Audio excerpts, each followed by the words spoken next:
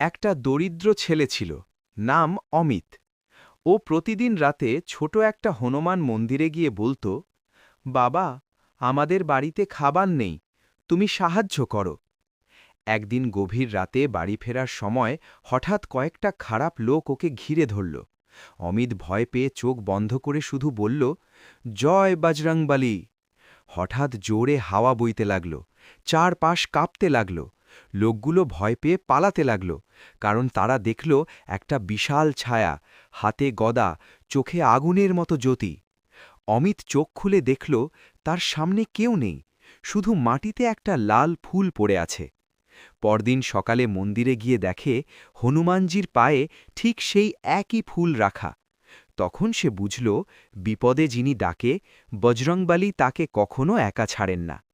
নীতিকথা: বিশ্বাস রাখ, ভগবানের নাম নিলেই রক্ষা মিলবে।